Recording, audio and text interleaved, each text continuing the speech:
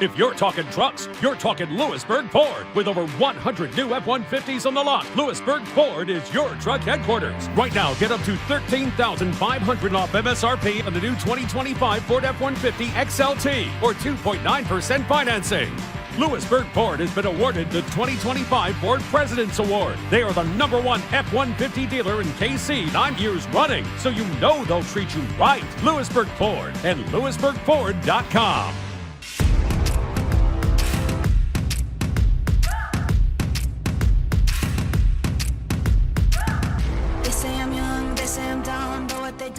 All right, we're back for yet another episode of Between Two Fountains. I'm Mick Shaffer of KSHB 41. He's Greg Gurley of, I don't know, lots of things. Hey, it's a new look show we've got now, Greg. We're kind of big time. We got a little sponsor there, huh? Got our first sponsor, Louisburg Ford, Jason Gudenkoff. Good buddy of mine. He stepped up. Mick and I have established a list, and advertisers have just been on a wait list really to get involved in this show, and we decided to list is just we're going to car dealer, restaurant, insurance, financial, whatever. So we're so many rich guys because you went to Shawnee Mission South in the 1980s, right? So for the 10 if not 100 people that listen to this podcast, you know who to call. But Jason Gudenkoff is the first one to step up. Does an incredible job out there in Louisburg, sells more F-150s than anybody, and good buddy of mine. I drive an F-150. Are you an F-150 guy? I am. It's a very old F-150, but hey, it's still going.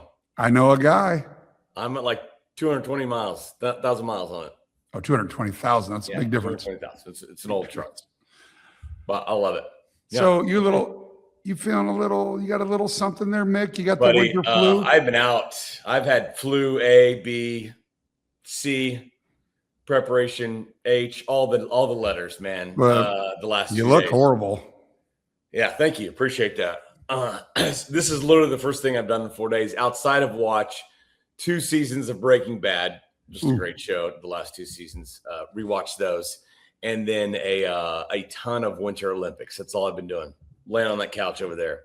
Staying away from the rest of my family.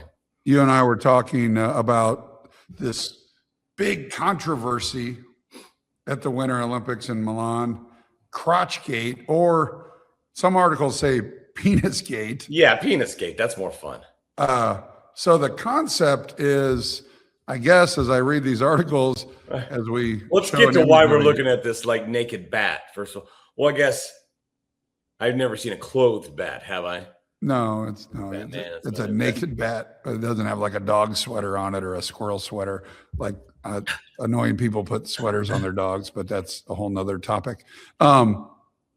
The flying squirrel, the concept of that is to, and if you don't know what a flying squirrel is and the more immature matters, go to Urban Dictionary and look up flying squirrel. We won't post the definition on Between Two Fountains because it's a family show. Is it a family show? Okay. But please check it out and you will be utterly disgusted. But the flying squirrel concept is to create drag in the crotch area. And I believe it was Norway after, at the Olympics, they evaluate everything, and they evaluated the ski jumping suit and determined that in the crotch, there was a centimeter or 2 of extra fabric that isn't allowed. So the Norwegian skiers could have, an extra centimeter or 2 or an inch or 2. And Mick is very curious because he'd like an extra centimeter or 2 would make a big difference in your life. I'm listening right now. Let's go. And I'm petrified of jumping off skis. So it's kind of an interesting concept that it's a controversy. And I've read some articles that ski jumping coaches say this isn't true at all, but there is something to it.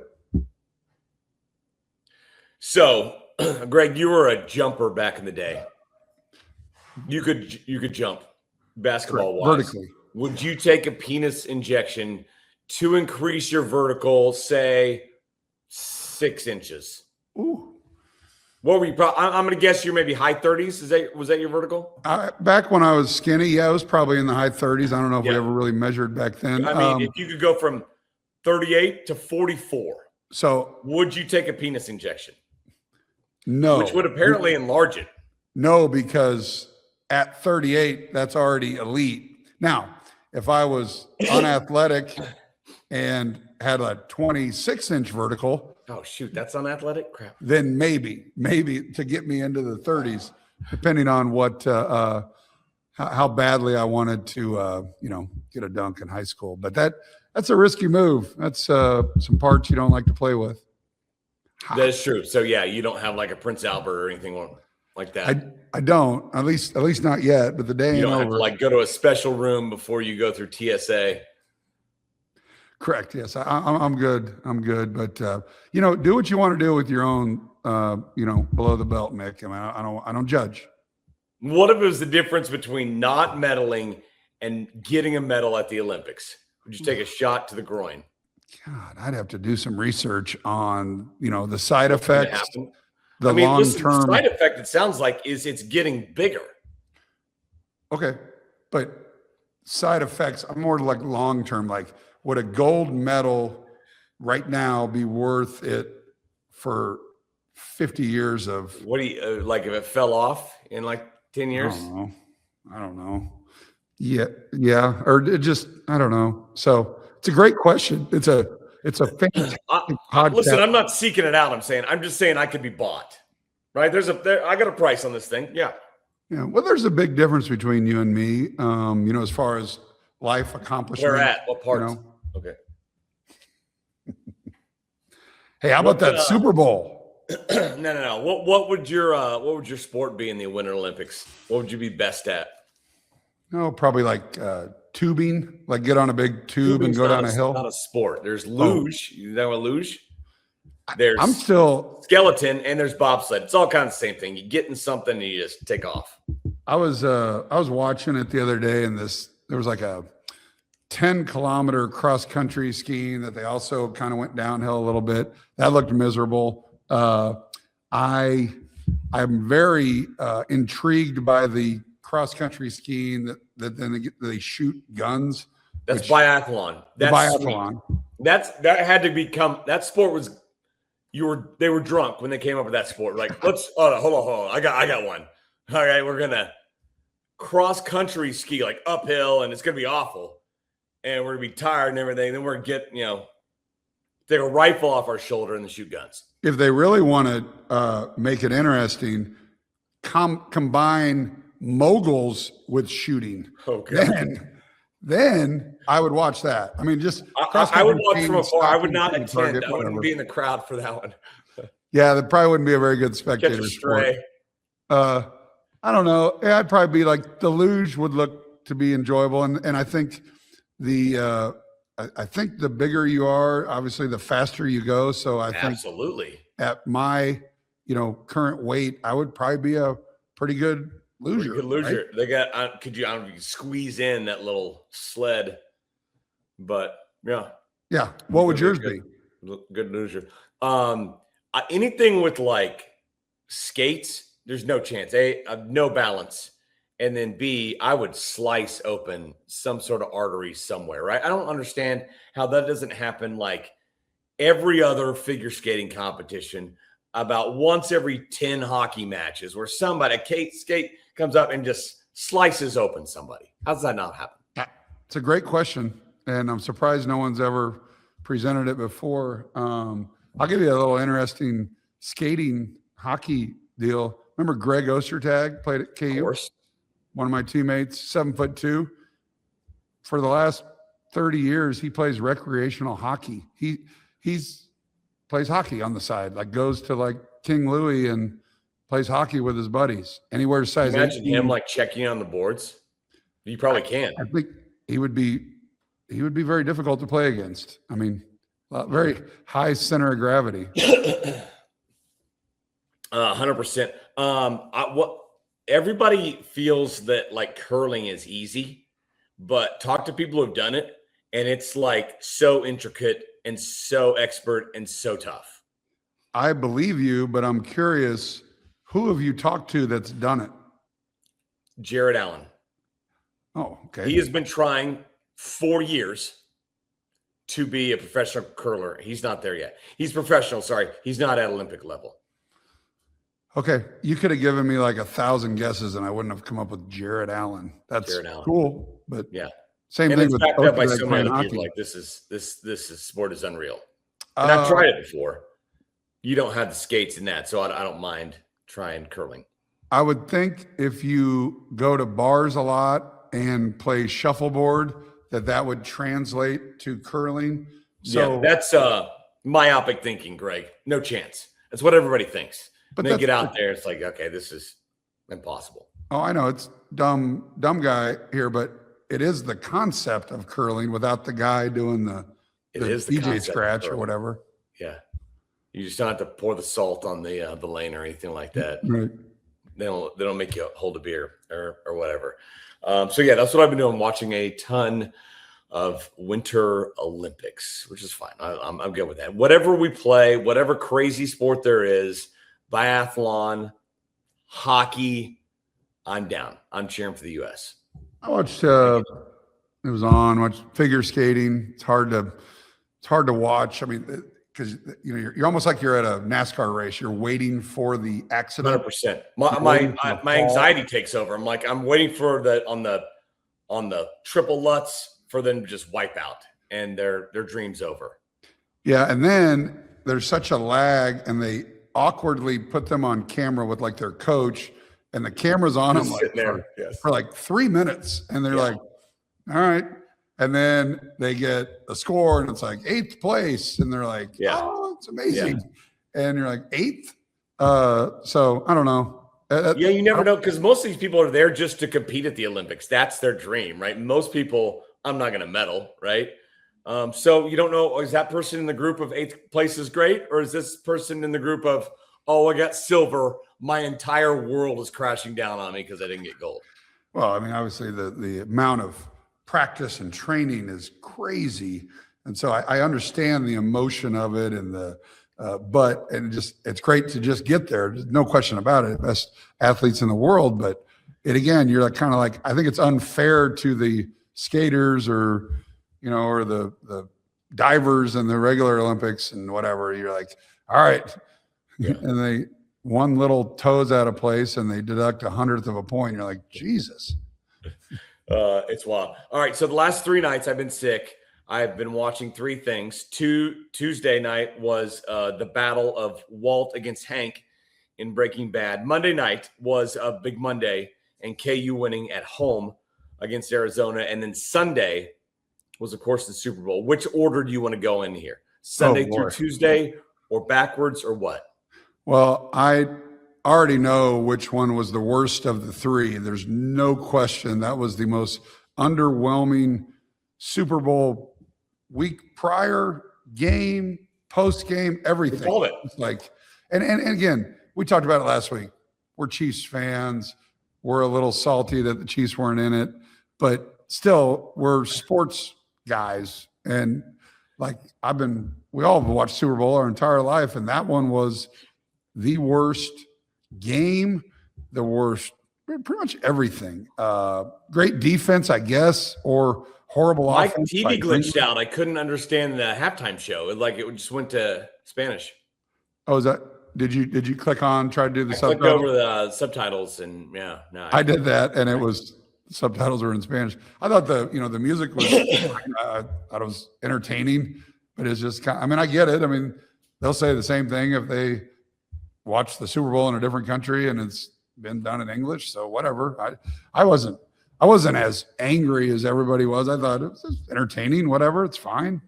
People don't want to hear from me. I consider the halftime show every year crazy overrated and crazy just looked at. I'm like, it's 10 minutes and it's supposed to be for people on TV and at the place. And like, how often do you watch a concert on TV? Why do you have expectations all of a sudden for outside of the one where they had Snoop and all those guys in LA? That was a great one. That was a good one. Yeah. And so like, there's probably a section of NFL fans that would want Van Halen or Aerosmith or someone to play every single year. Leonard Skinner. And then there's going to be the rapper, is going to be the hip hop. And so just like everything in life, somebody's going to be mad at whatever decision is made. I thought it was fine. I kind of felt bad for the people at the game. There's no way they could have seen anything because there was 12 feet of weeds. Like they were all like they had to just watch the video board. Right? All the people up top, you could look down on it. And I've been to 5 Super Bowls now, so I was at the one in Tampa. Give me the finger? Did you just give me, I think you just gave me the finger. Was it? Did you not like my answer? We need to wind that back. More Super Bowls than you. But you see him setting up, so it's kind of like the mystery is gone. But then the weirdest one was during COVID at Tampa, and it was the weekend, and he was kind of lost in his own maze. And it reminded me of Bad Bunny's this time because he started out kind of wandering through this maze of grass and all that. So, I'm glad that Seattle won. Didn't want to see New England get another one. I really didn't care other than that. I thought even the podium at the end of the game was kind of cool. They had like the NFL shield with like neon green for Seattle, but there was like 2 people up there. It was like Goodell and the owner of the Seahawks, and then the coach. But it wasn't like, I always enjoyed it when the whole team's up there and they're going nuts. Yeah. And it seemed like a very way too controlled of an environment. I'm telling you, I've been on that field. That's the worst part of the field. The best part are all these other players who aren't Patrick Mahomes or Travis Kelce, right? They're offensive linemen, they're backup defensive players, they're special teamers running around, finding their parents on the field or finding their kids, hugging them. They're doing snow angels in the confetti. They don't show any of that. And that is the best part by far. They show it's the sanitized, hey, you got your hat on. We put the shirt on you here. You got Terry Bradshaw. I think it's Maria Taylor this time doing the interviews. Got the commissioner up there, all the planned, set out stuff. I love the spontaneous stuff that's going on the field. Where you're just not seeing it though. No, you're wrong. They want to hear from Paul Allen's widow that no one's ever seen before, and she says, "Hey, gosh, what an amazing game!" And a lot of credit goes to the fans. And I love our coaching staff and our president of operations and blah, blah, blah, blah, blah. And you're like, and then nothing against her. I mean, it may be the same thing if it was Clark Hunt or whatever, but I'm with you. The stuff, the locker room celebration, the third string offensive lineman holding both of his kids crying into a camera. That's what we don't want to hear, the crap about. Yeah, gosh, it was just a journey. And when we hired him together, we believed. We were the only team that believed. All these other 31 teams failed to believe. And we want to thank the 2,000 of our fans that were able to afford a $12,000 ticket, that were able to show up in San Jose to support their team. I mean, it is what it is. I get it. But if you and I were in charge, we'd have the stumbling and mumbling Terry Bradshaw fumbling through an interview, which of all the, when it was was he on Fox? When it was on Fox, like of all the guys that they said, you're the guy on the podium, I'm shocked that it was Terry Bradshaw. Well, he's like best friends with all those coaches, so maybe that's the reason why he's got the rapport. I thought it was an interesting tweet. Sam McDowell, our buddy with the Kansas City Star, who I played an all-day poker event with on Saturday. Maybe he got me sick. He tweeted out the blueprint to win a Super Bowl now. There's one of 2 things you can have: a 4-man pass rush that gets to the quarterback and just totally wrecks the game, or Patrick Mahomes. One of those 2 things will win you a Super Bowl. That's the blueprint the last 10 years. Well, the only, problem with that is that's kind of what Tampa Bay did to Mahomes, and that's kind of what Philadelphia did to Mahomes last year. So you had both of those things, but the 4-man pass rush won both times, and then this year. Well, I would say the Eagles did have a hell of a pass rush 2 years before that, right, in Super Bowl 57 with the Chiefs won. Chiefs offense, Mahomes was just better. Took a step back. But all that being said, I mean, with pick number 9, with pick number 41, with pick number whatever's next, I am going all in on the defensive line if I'm the Kansas City Chiefs. Free agency, just overloaded. Just find 4 dudes, because that, I think, was their biggest issue this year. Well, and the only problem with that is we did that 2 years ago, and what's the guy's name? The Smith Njigba, from K-State. FAU, yeah. What's his name? Felix Enudike Uzama. Right. So that guy, and he was hurt last year, so hopefully it was also pick number 32, to where you could still get one of the top 3, 2, or 1 best pass rushers in your mind at pick number 9. And so strike while that line. All right. So back to your original question. It was a very long answer. Super Bowl, distant third in that sequence of what I had to pick.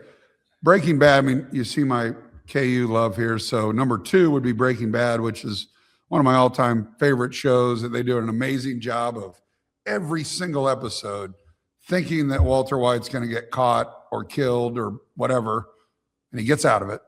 I mean, the writing on that show is unreal. So that's number 2, because Monday night in Allen Fieldhouse was special. I know if I was a KU fan and I was just watching all the Twitter and Instagram, whatever, everybody talking about the building, it would annoy me.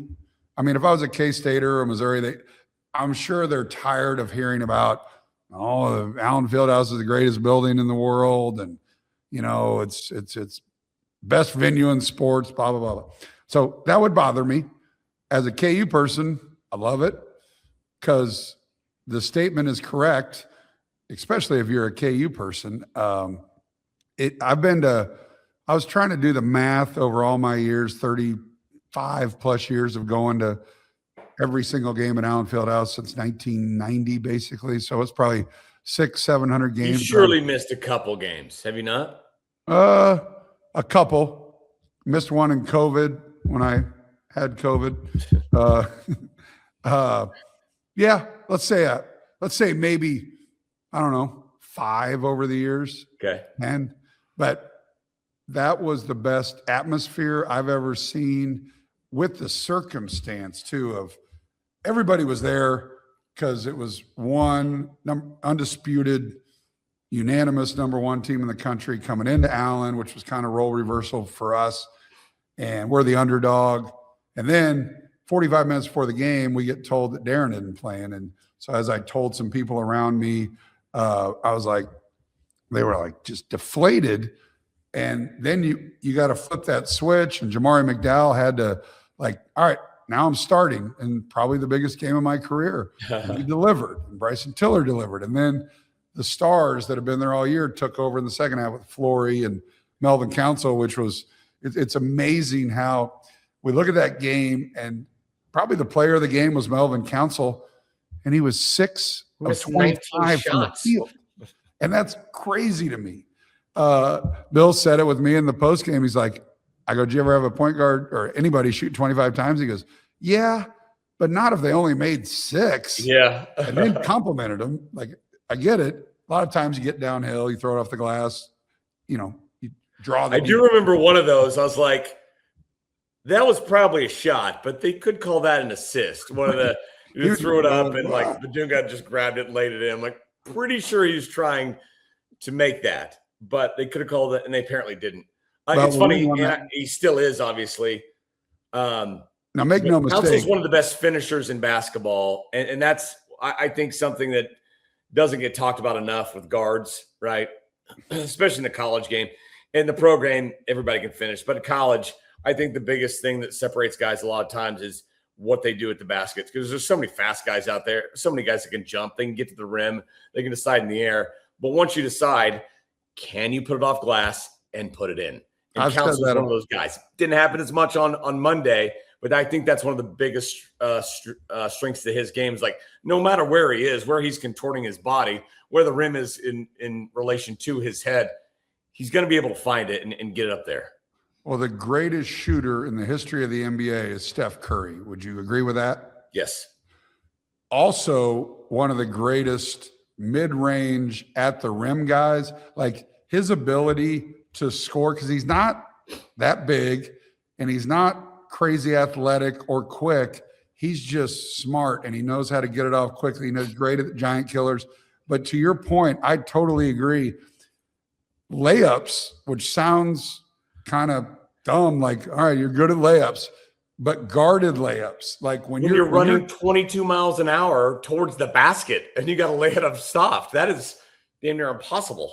You know, Darren's been a topic of conversation all week, but Darren is an amazing finisher at the rim with his left or right hand. Steph Curry works so hard off the ball and gets hit, gets grabbed, and he still is able to get to the bucket, which makes him even more open beyond the arc, is why he's a great shooter, but his game at the rim helps him get shots beyond the arc as well. So Melvin, although wasn't efficient at missing 19 shots, he still is one of the great finishers in our game.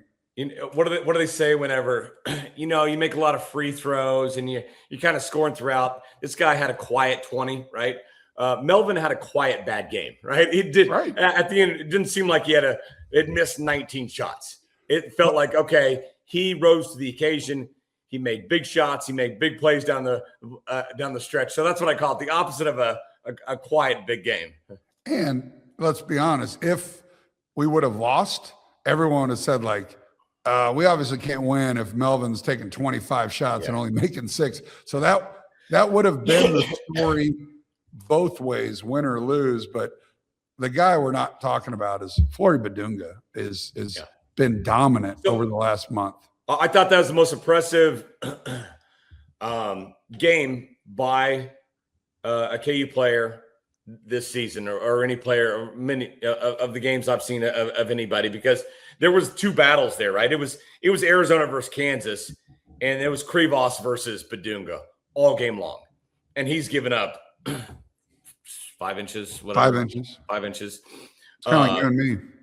And reach and all that stuff, and a guy who's physical and doesn't care, right? And he takes up so much space, and it was so much fun to watch that battle inside.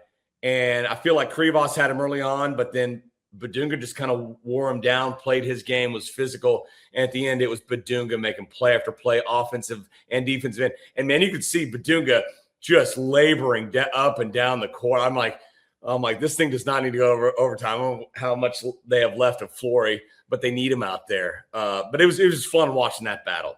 It really was. And Flory checked a box that hadn't been checked much throughout his year and a half, is when he plays against length, he struggles. Because Flory's only 6'9", which that's tall for most people, but against 7'2", and Krivos didn't have to jump. He could just wall up. And Flory had to adapt and figure out, what are my strengths? And his strengths are quickness and athleticism. So he'd get around him. He was patient.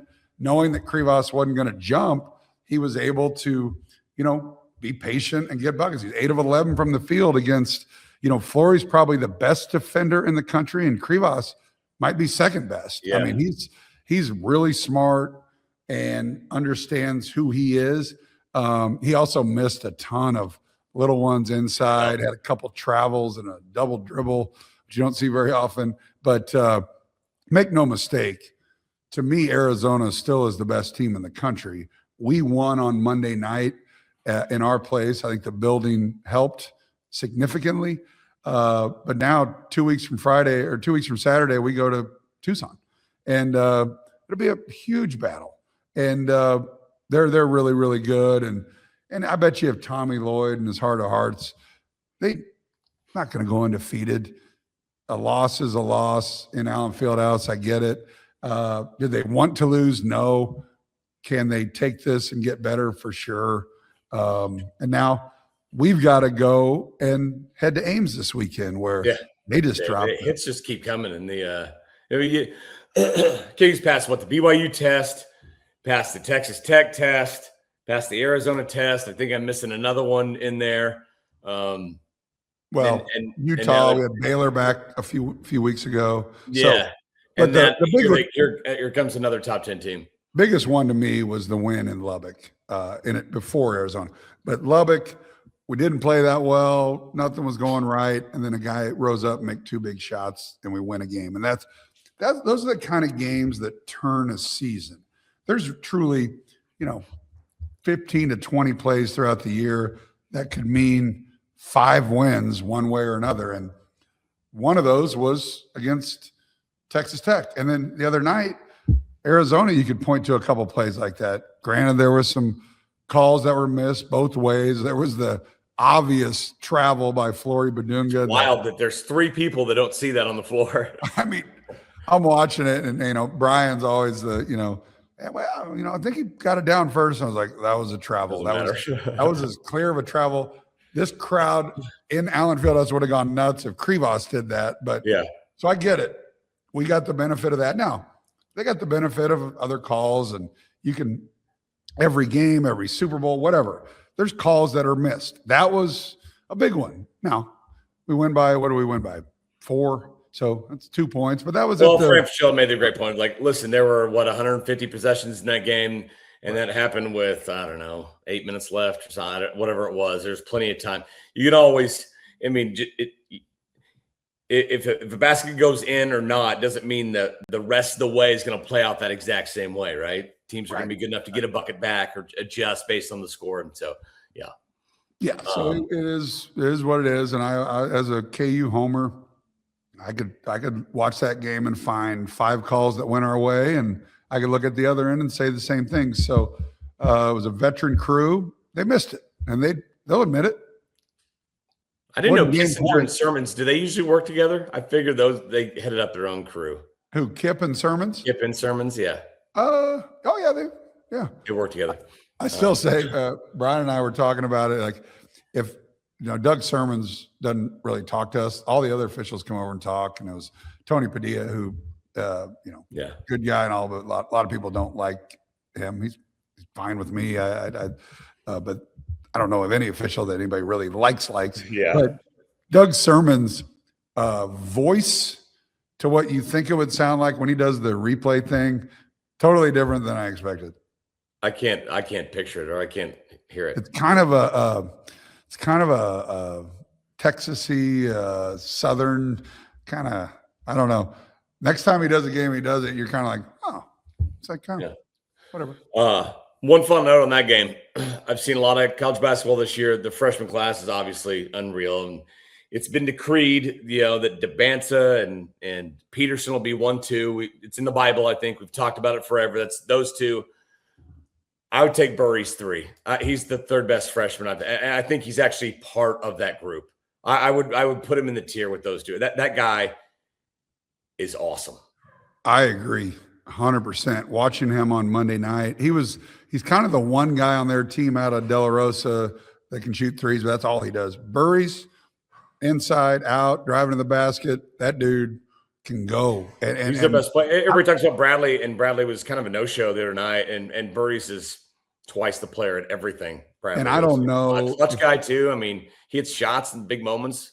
I don't know if I'd say 3 because I'm a huge fan of Caleb Wilson. I think Caleb Wilson looks like an NBA power forward to me right now. Yeah. And everyone's talking about DP and AJ. Really, really close 3rd is Caleb Wilson. And we haven't even mentioned probably the player of the year in college basketball, Cam Boozer, who everyone loves. I'm in that camp, but not at the extent of the other 3. I think he's going to be a very good pro, but I just don't know if he has – I think he's a great college player. Yeah. And he's going to be a top 5 pick. I just don't know is his semi-limited athleticism going to work at the next level. And I mean, look, any other year, Keaton Wagler would probably be a top 3 pick in the NBA draft. And now we're looking at him as maybe he's the 6th best freshman, which is what a leap, right? For that kid coming out of Chaminade Northwest, only got 2 major offers. And now he's a lottery pick if he wants it. But yeah, the freshmen are just. I really enjoy watching him, and that's so cool as a Sunflower League vet. Yeah, it's cool. It's really fun to watch. Amy was a Northwest Cougar, so watching Keaton. Now she's just a regular Cougar. There we go. I kind of teed you up for that one. That's his wife, by the way. But really cool story. And it's getting a lot of run right now, but well-deserved. I mean, the dude can go, and it's a matter of, I can't imagine he's going to come back to college. He'd command a crazy number to come back to Illinois or go out and test the waters, which I don't see any reason he would. I mean, Illinois has got the resources and all that, but that NBA money, I don't know why an NBA team wouldn't take him in the top 10. Yeah. No, good point. All right, we better get out of here. I'm about to die, I think. This might be the last episode of Between Two Fountains. Can I bring you something like a sub? Yeah, bring me some soup and some fellowship, and we can watch Breaking Bad all afternoon together, okay? Do we have to watch it like in the same room? No, we can be on different levels. Why don't we just, I got an idea. I'm rich enough to have a house with multiple levels. Why don't we just we'll just FaceTime. We'll just FaceTime, yeah. We'll just do it. Thanks again to Louisburg Ford jumping on board with Between Two Fountains. Greg Gurley, Mick Shaffer. Wish us luck in Ames this weekend, buddy. They're pretty mean to us. They're pretty good, yeah. They'll notice you're there. Who's their famous fan down there? I can't remember. Weatherwax or something like that. Melvin Weatherwax. He sits right across from us, and I think he's kind of toned it down. That was probably, what was that, 10 years ago? A long time ago, yeah. It was fun to watch. Well, have fun up there in Ames, okay? No question. That's one of the most fun towns I go to in all my travels. Nice. All right. See you next time, Greg. See you next time right here on Between Two Fountains.